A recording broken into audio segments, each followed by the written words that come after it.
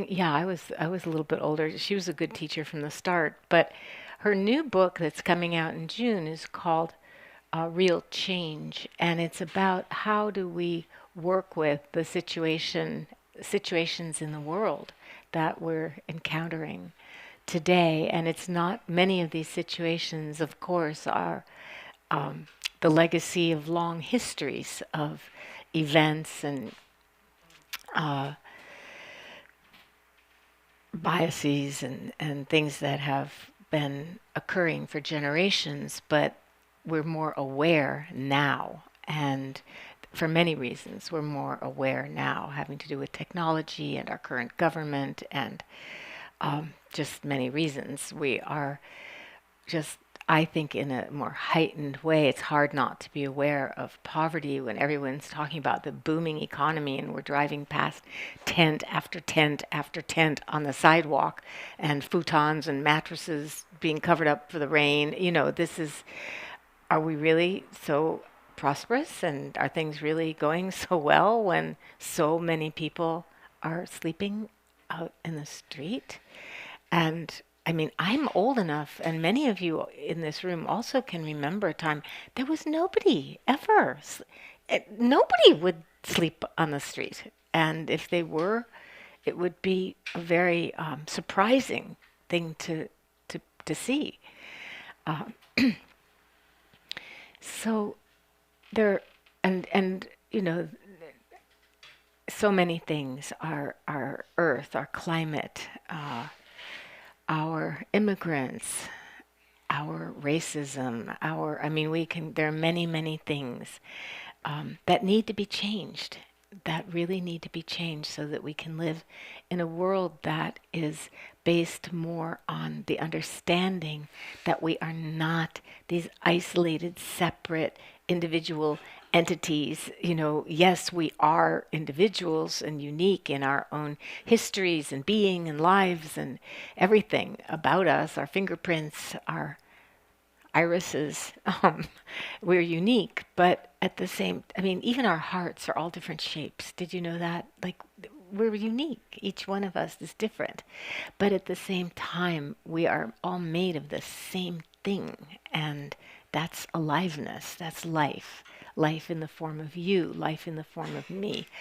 And I was reflecting this week, all the trees are popping out into bloom and it got warm. It's a little chilly again, but it was warm for the week and maybe even more before that. Um, but I was really reflecting on what surrounds us, the generosity and kindness that we don't really notice a lot of the time. The trees that are not just giving us oxygen, but beauty and shade. And I wrote about this a little bit in the little blog, just this, the trees endlessly giving, the sky, the water. When you get into this mood of appreciating the generosity of the world that simply is here, uh, the floor that holds us up, the cushions that make it more comfortable to sit, and chairs. And even driving over here, I thought of the people who put my car together. I have a Toyota Prius, so it's a very reliable car. It's about 10 years old now. And it has dents and stuff on the outside, but that isn't the car's fault. Uh, the parts that are the car's responsibility are doing really well. And I, I just, how many times do you, maybe you do, but I hadn't really been thinking about the people who made that car. They went to work and they made that car. Or I had to visit the hospital this week, and when you realize there are these buildings just filled with people taking care of other people and doing it mostly in a kind and beautiful way. And I mean, everybody has bad days and bad moods, but mostly really in a dedicated, kind way.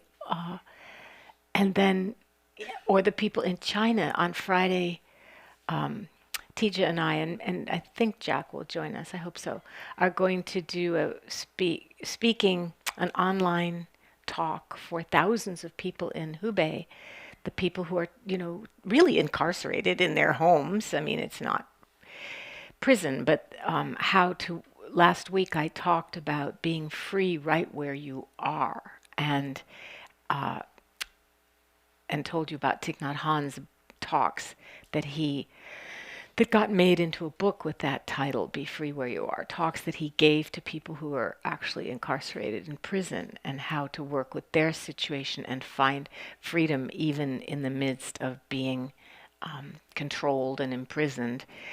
And so we're going to speak to those folks, some of them, and then think of the people working in those hospitals, risking their lives to take care of other people. And I think what I'm talking about is this web of kindness and generosity that's largely invisible to us, especially with the notifications that come into our devices.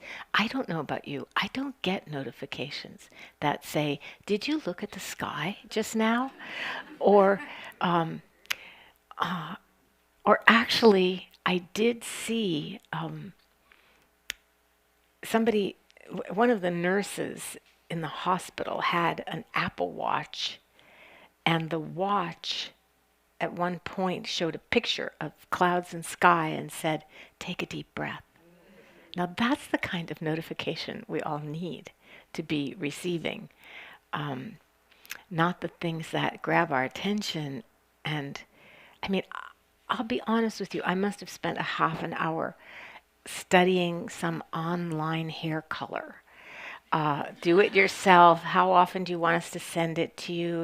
And you filled out the whole thing about, do you have fine hair or coarse hair? Or I got completely immersed in it.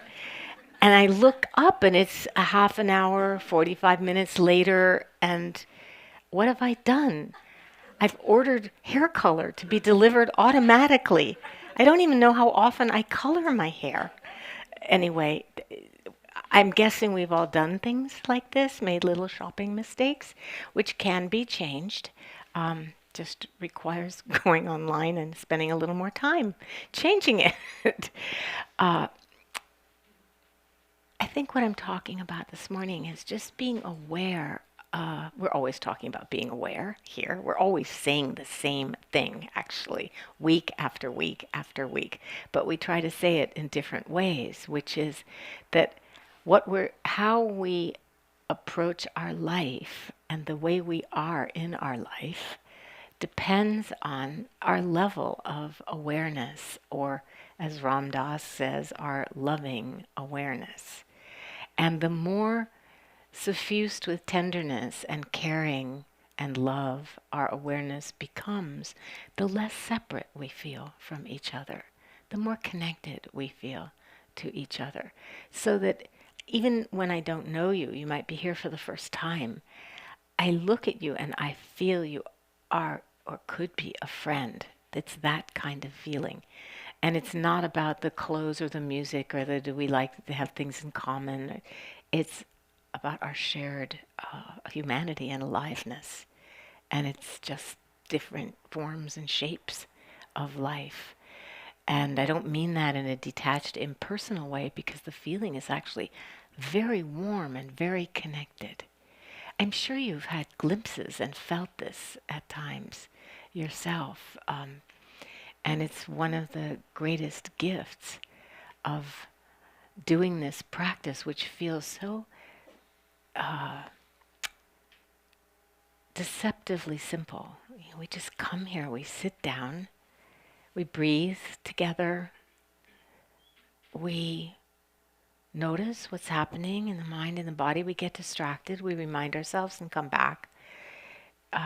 It seems sort of pedestrian, actually, and I mean, so simple that how could it miraculously do what it does, which is dissolve these barriers between us, dissolve the veils of habit and conditioning that prevent us from appreciating the generosity that's being offered to us every single moment, every single breath.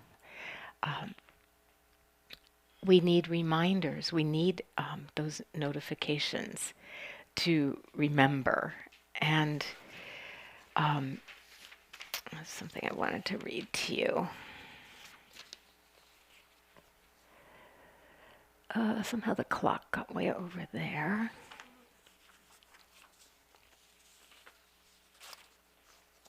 Oh, here, I love this one. Thank you, Ali. The ancient redwood trees of Northern California, huge as they are, have very shallow root systems. I mean, you might all know this. Yet, they cannot be blown over by the strongest wind. The secret of their stability is the interweaving of their roots with each other. Each tree's roots is woven into the trees that stand near it. Thus, a vast network of support is formed just beneath the surface. In the wildest storms, these trees hold each other up. And that's how I think of our sitting together. You know, that we hear when there's sharing, we hear about so many of the joys and sorrows and tragedies and celebrations that are happening in people's lives. Our lives can be so intense and hard, actually, at times really hard. And yet, we know whatever is cooking inside of each one of us when we're sitting quietly looking like, serene and peaceful Buddhas. Inside there can be a fire of rage or, a churning well of sorrow and grief, or, there can be anything. And we sit still together. And I think of our willingness to come here and do that, just sit still together. It's like bearing a kind of silent witness to what's going on. We don't know the specifics of what's going on with each other, who's just had a breakup, or who got a diagnosis, or who got a promotion, or who fell in love. We don't know the actual specifics, but we know that because we're humans, we know these things are happening. And we keep each other company. We come to sitting group usually just to get some personal relief from the week, from life, to learn, to grow and deepen, for some of us, our spiritual life. But we're actually winding up helping each other in this silent way without even knowing it. And just like I say, it's generous if you ask a question. It's generous when you come here and practice together. These practices were meant to be done communally, and they were done communally in ancient times. People, in those days, people didn't have lifestyle choices. So if they wanted to practice intensive meditation and learn mindfulness and be part of a community for support in doing that, they needed to leave home. And so the community of people around the Buddha in the ancient days was a monastic community, but there were plenty of lay people too. And they practiced communally. They practiced together. And it wasn't that they didn't go off and do retreats or go off and sit at the foot of a tree and do their silent, solitary walking meditation, but everybody was doing it. And everybody knew everybody else was doing that. And in that way, really, really support each other. This is the second half of a poem by Gwendolyn Brooks. She's talking about, it's a poem about, well, I can just read, it's not that long, I'll read you the whole poem. It's about Paul Robeson.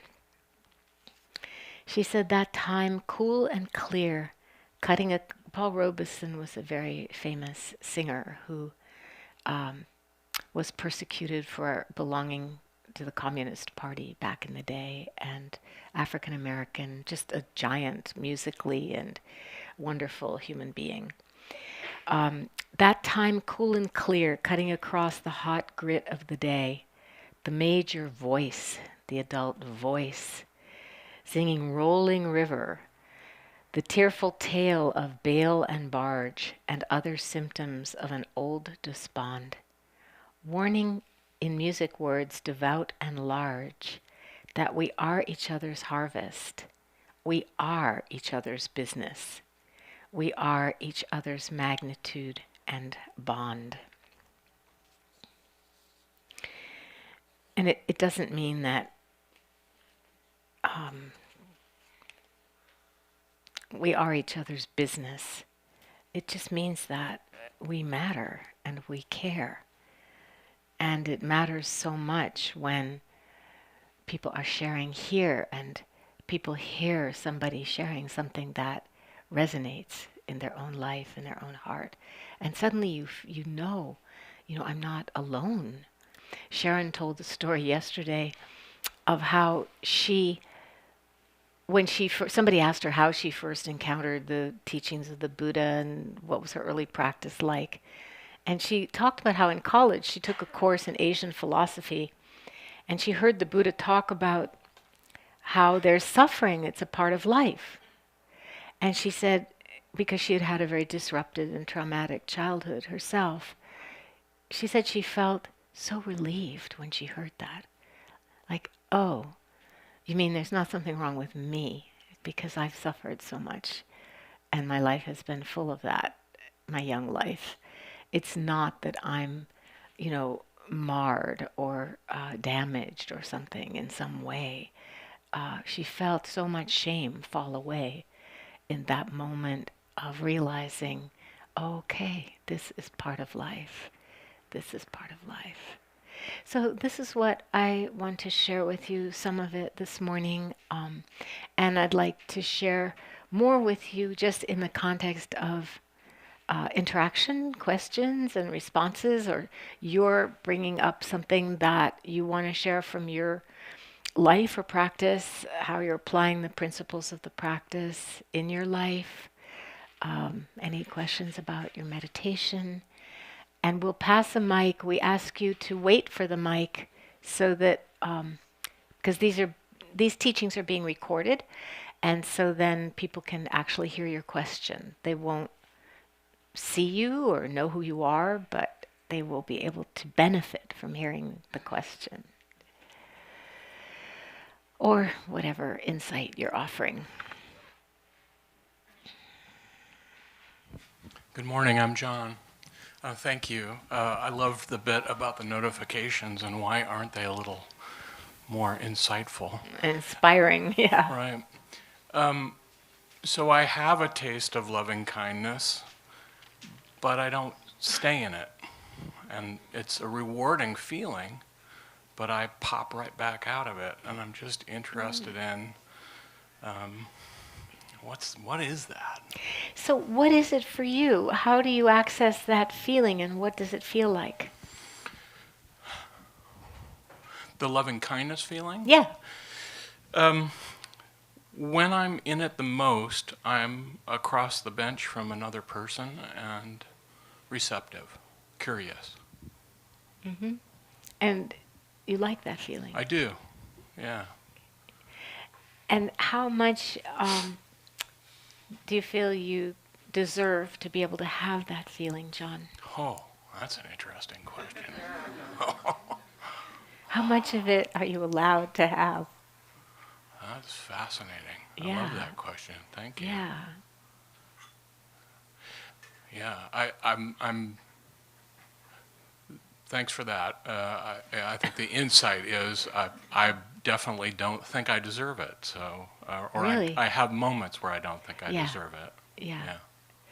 Yeah, it's kind of like how much can we allow ourselves to have of who we truly are, because underneath all these whatever we call them, veils or layers or habits and conditions and prejudices and so forth, underneath all of that is what we're actually made of, is loving kindness and compassion and joy, happiness, peacefulness, gratitude, equanimity. These are the qualities of the heart that we uncover in this practice.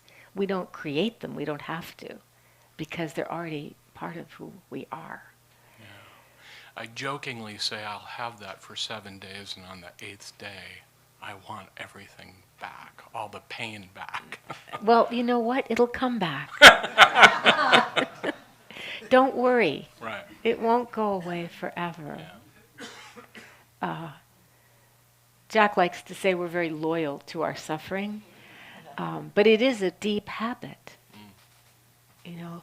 And the image I have is of us as children. We're also conditioned. Part of parents' job as they socialize us is to teach us what's okay and what's not okay, but often it translates into taking pleasures away. Like, I just had this image of, I used to love smushing, like if you got cake and ice cream, um, mashing it together, and it would be so much more delicious than each one separately. And yet you're told not to play with your food and not to make a mess and not to. And I just bring that up because it's a tiny little microchip of things that happen all the time, and then until we learn to do them to ourselves. You know the stories of the, I don't know if it was a lion that was in the zoo for the longest time and then was set free, and but the whole time it just would pace exactly the length of the cage because the whole system had learned that and forgotten its true nature. Just interesting to, yeah, thank you.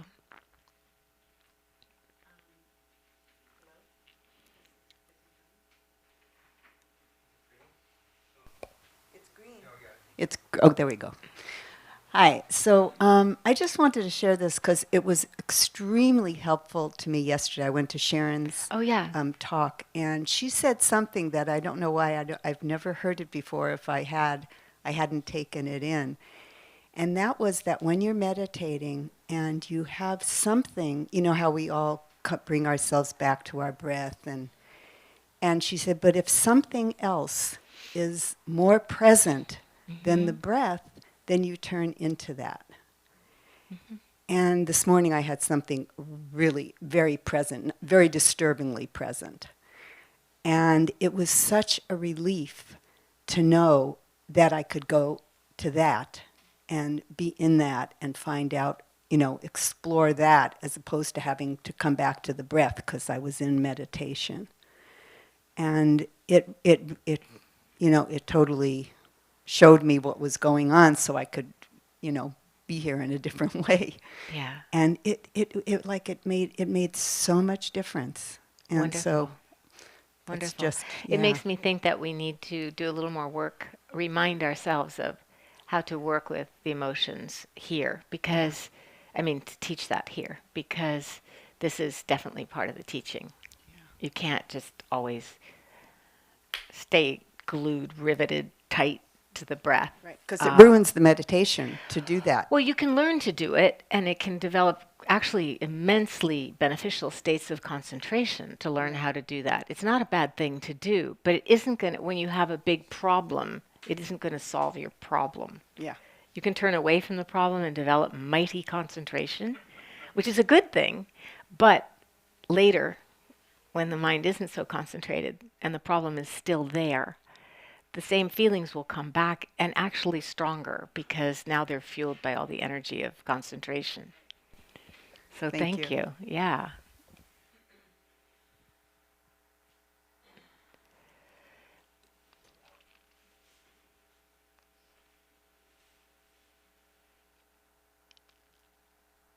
Oh, I was waiting for you to say something, Zuleika, but I realized you're the volunteer holding the mic. Say something anyway. No, you don't have to. There's somebody here. Two somebodies. We got one here. Well, I was just thinking about what Hold it a little closer I was to your thinking mouth. about what the gentleman back here was talking about in terms of not being able to hold that feeling of loving kindness. And what came up for me was not so much not deserving, but just getting caught up in this, whatever it could be. It's just not seeing the big picture, getting caught up in the detail. And I know, as Jack says, that small sense of self seems to be coming up always a lot. You know, just not remembering what is really important in life. What is that true nature underneath all the muck? You know, not remembering, not seeing clearly.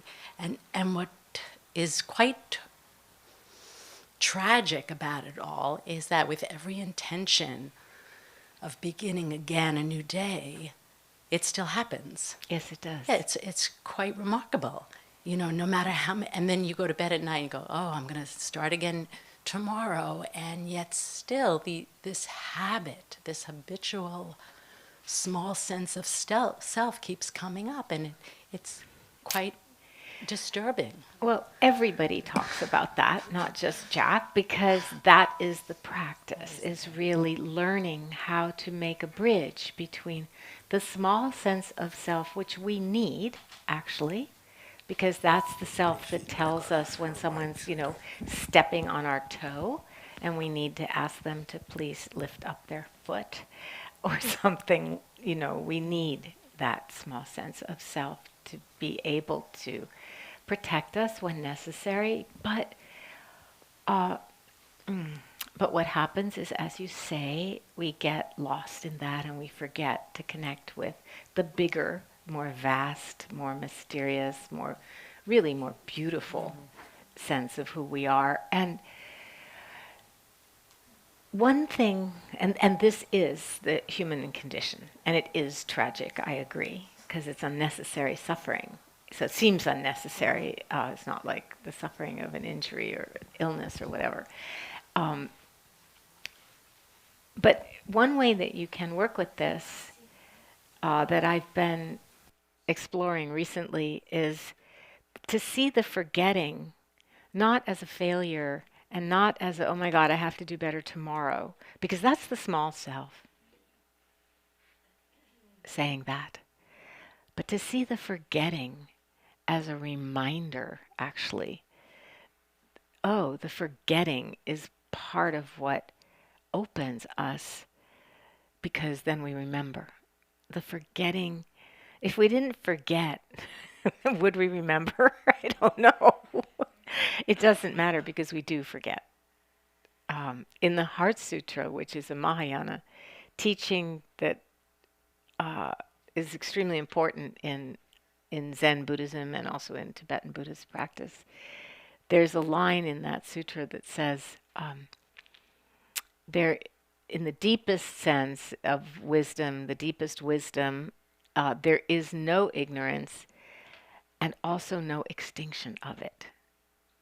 It doesn't have to end or go away. It doesn't have to be in charge of our life either. Does that make sense? It also sounds like there needs to be forgiveness as well. Yes, there needs to be forgiveness every day about everything. I think my friend Wes says, we just have to forgive ourselves for who we are, or something like, it's just, yes. Yeah.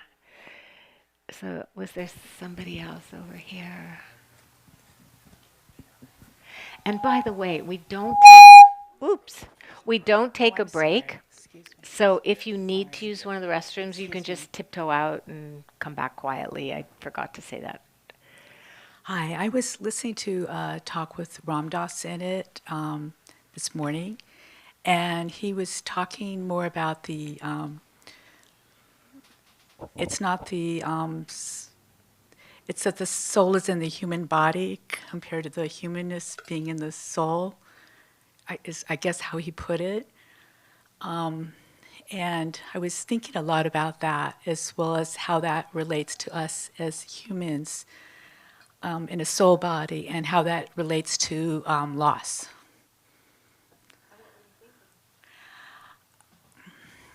Well, I'm still being with it. It was probably about 4:30 in the morning. I was just listening to it. I was trying to understand it more, the soul in the human body. And it's really mysterious, isn't it? It felt really mysterious as his face was lit up with this talk that he was giving. I was trying to understand it more, as well as that how we can have certain feelings that can come up that are human, but we're on a soul journey in our human body. I was just trying to understand it a little bit more, and I thought maybe you could. Probably not. No. We'll see, but first of all, I'm sort of pickled in Buddhist practice. That's been mostly my training, and we don't really talk about the soul in the way that Ram Dass does, because that implies a kind of solid entity like the small self and the big self. I mean, these are all concepts that we Okay. use to try to understand our life and Yes. how to be good in our life, despite our tendencies. And so, what is a soul? I have no idea, really. Spirit? I don't know. And Ram Dass, especially toward the end of his life, was really sure about that being a soul and going to soul land after he dies. And, and he's not, maybe he'll visit you and tell you. That would be the best, is if he tells you. So when you're up at 4:30 in the morning next time, just meditate and ask him, and then come tell us what he said. Okay? Or maybe somebody else will have that experience. But thank you. Okay. Thank you. I just feel, honestly, the most important thing was like the previous speaker, what's your name? Like Ronnie was saying, is to really ask ourselves what is most important in this life. Like, what is most important for me to be doing? Not really, the most important was not ordering some hair color, but we forget. That's a perfect example. We forget. So to just keep that in, because what's most important is usually, ultimately, the love that we give and receive in this life. Yes. Right? Absolutely. Yeah. And is that a soul? Is that a spirit? I don't know. Emotions that we might have about something, whether it's a loss or grief, is connected to our whatever we are being with that is helpful with the practice to just be with part of our humanness with whatever it is. Yeah, beautiful. Thank you. I'm asking, so okay. Well, yeah. no, you're actually teaching, so thank you. Oh, well, okay. No, I didn't mean that you were doing No. that intentionally. I was trying to understand. Well, I think your Yeah. understanding is that's very clear. Okay, that's helpful. So I'll be Yeah. with that, and I'll Yeah. also jokingly, but not be with anything that comes up early in the morning. So thank you very much. Well, early in the morning, you're going to connect with Ram Dass. Thank you.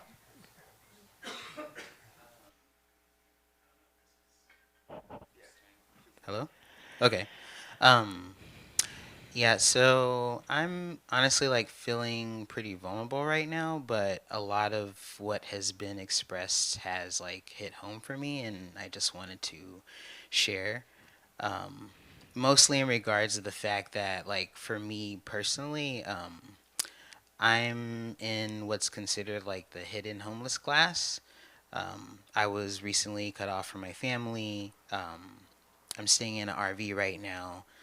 Um, and so when you were touching on, the moment when you were speaking on generosity, um, I don't know, I was just very overcome with like a lot of emotion because I definitely do like viscerally feel like that there is generosity all around me, but like I don't really know what it is that I could do to like reach out and get that.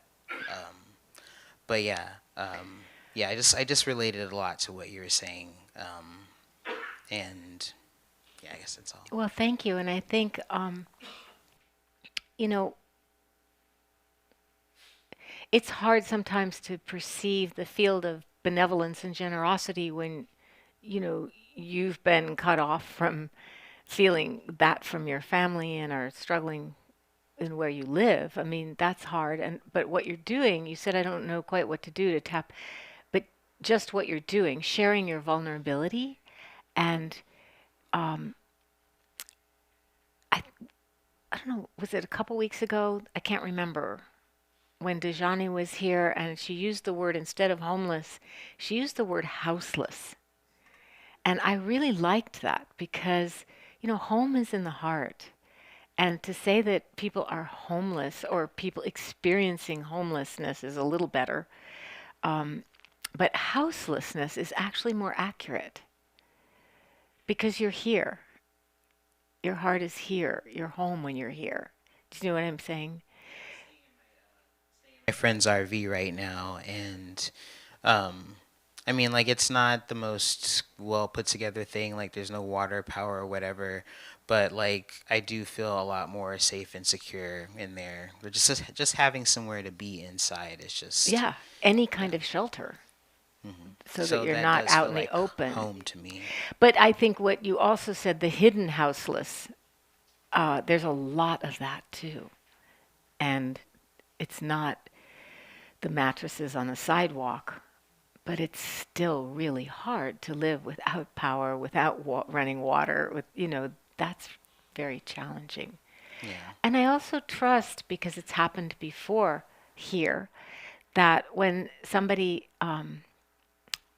she's not here this morning, but it happened with somebody else, when she spoke about her houseless situation, she actually found a room in somebody's house in the group. So temporarily, just till she, could get her job and get back on her feet, which she did. So that's a practical reason. It's not why you did it, but I really appreciate that you did it. And I do think there's no other way that people would know to reach out to you if you didn't share your vulnerability. So thank you. Thank Yeah. you as well. Um, Also, if I'm like a little like kind of reserved or to myself, I'm just kind of like going through a hard time. But Yeah. I really do like this community, and that's why I continue to come back. So Well, thank thank you you, for your everybody. volunteering. We like you too. Yeah. Hi there. Thank you for your share. I had a question from yesterday's day long that is still sort of resonating in my mind, and you sort of touched on it. It's yesterday we touched on what our purpose is, even if it's we're at work and we have a mundane job or whatever it is. Maybe you find your purpose in sharing kindness to other people in the office or whatever it may be, and I've been reflecting lately on the fact that our lives and humans are sort of a blip in time, and I'm trying to figure out what our purpose is here. And I know that's sort of a big question, but I'm not only am I trying to find out sort of what my purpose is right now, whether that's kindness or whether that's a profession I love, but really what is our bigger purpose? And I don't know if that's something that can be answered, or maybe that's not something that we need to answer. When you say ours, do you mean here at InsightLA? Do you mean the people who are meditating? What ours Humans, as? humanity. Oh, okay. why- Big capital O, Yeah. ours. Okay, yes, I can tell you our mission statement, and I can tell you my personal mission statement. But you're saying, what is humanity's mission statement? I Seems guess to be just to destroy the earth. I'm trying to figure out why I'm here. Why am I put here? And how should I maybe focus my efforts is the wrong word, but how should I find my purpose? That's a beautiful question, and it's a really, from I would say time immemorial, human existential question. Why are we here? Where do we come from? Where are we going? If you've ever witnessed a baby being born, where did this come from? It's not just the sperm and the egg. There's something else going on. And if you've ever witnessed somebody take their last breath, it's the same feeling in the room. Just like the room is thick and dense and rich with samadhi. I don't know what to call it. Presence. Even though someone has just gone. And it's really mysterious what this life is. So, what I would encourage you to do, because we're here meditating together and exploring these teachings, is to take that question and just hold that question in your heart as you sit, and to spend as much time as you can meditating these days, because the question is very burning and alive for you, and the conditions of your life are such that you are having I consider it really the luxury and privilege to be able to ask that question, because when you're in other situations, you just had a breakup, or like Zuleika just shared, you've got to focus on like your housing or your, you know what I mean? You can't really ask. Yeah, exactly. So the ability to ask at this time in your life, that's really precious. And to hold that question, to ask it deeply. And all kinds of answers are going to come up. And see if you cannot pounce on an answer and say, that's it. I've got my mission statement now, I'm all set. But to just keep looking, keep looking, keep looking, keep looking, because the answer isn't a thing. Thank you. Yeah. Actually, I think, oh, okay, one more, and then we'll sit together for a moment. I'd be interested in knowing your mission statement. My mission statement, well, I actually never articulated it. I just know why I'm here. And for me, but you're not going to get off the hook because I'm going to ask you yours too. Just a heads up. For me, my mission statement, I feel like I came here with a natural gift of healing, actually, not teaching. Not particularly. I don't see myself as like a teacher the way Jack or some of my colleagues are. I feel like I just have had a gift that I studied and studied and studied and learned and learned and learned, but I think there was a gift anyway there. And I think of it, when I think of healing, I think of helping myself and others connect with our deepest selves and enter experiences of self-love that are so powerful that it becomes clear that the self is all of us and everything. That's mine. Thank you. And why did you ask? So that I could steal from you. Good. Which part of it, if any, feels applicable to you? So as we were having the conversation, I decided to come here today because, I'm menopausal, and with my teenage kids, it's like, if I get upset about something, that anger is just right there, there. And They let you know too, don't they? And they do, and and I don't like it because then it's like a 4-hour hangover after that. So as we were talking, it's like to love, just to love, experience life, and to love, but also to be loved, which puts responsibility on me. How am I in the world that people will love me? So I'm responsible for how I present in the world. So if I just love, give, that's wonderful. And to be loved means I've taken responsibility for how I am being on the planet. Wow, thank you. That was good, wasn't it? It just What's came your to name me. again? Angela. Thank you. That's a beautiful statement. Thank you. Thank you. So let's sit together just for a moment as we come to the end of our time together.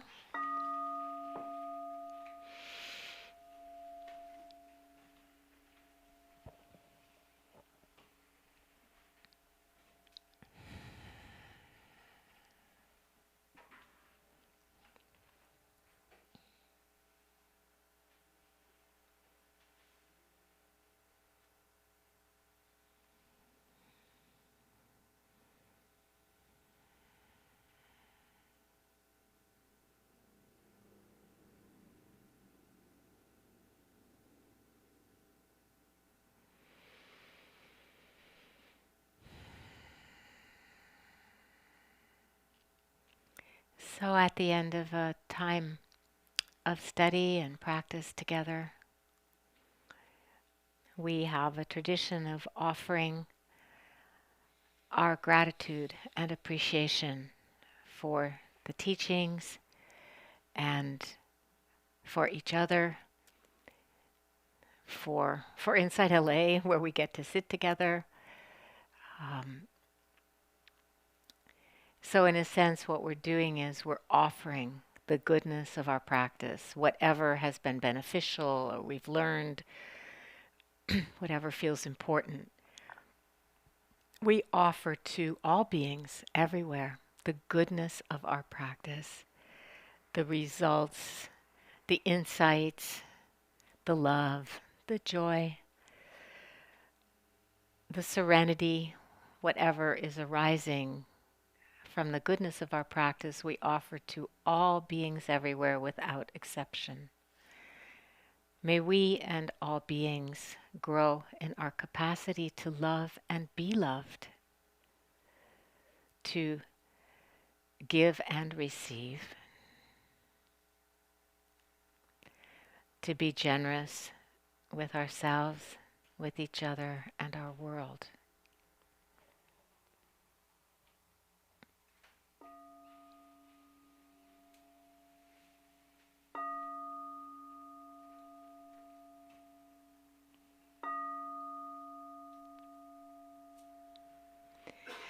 So thank you, everybody. Thank you for your practice. Thank you for coming to sit together. And I want to remind you that at InsightLA, we exist because of a mix of your program revenues, from our speaker series and from our classes and stuff that you pay for.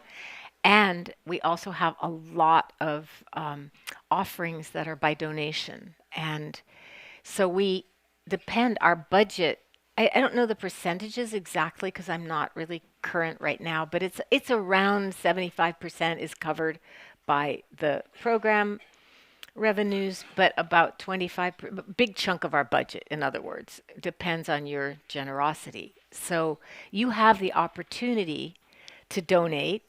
There's a monastics begging bowl, alms bowl. There might even be two of them out in the lobby.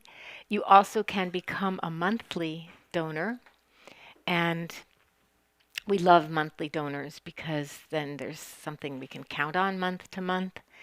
And if you aren't, swimming in extra money, which I hope you are, but I hope that for selfish reasons, as well as for you. But if you aren't, then see a chemi and volunteer some time. That we really need that too. It's very important. And before you leave, if you would just say hi to somebody, maybe somebody you haven't met before, and I will see you next week. Thank you. Thank you. Thank you.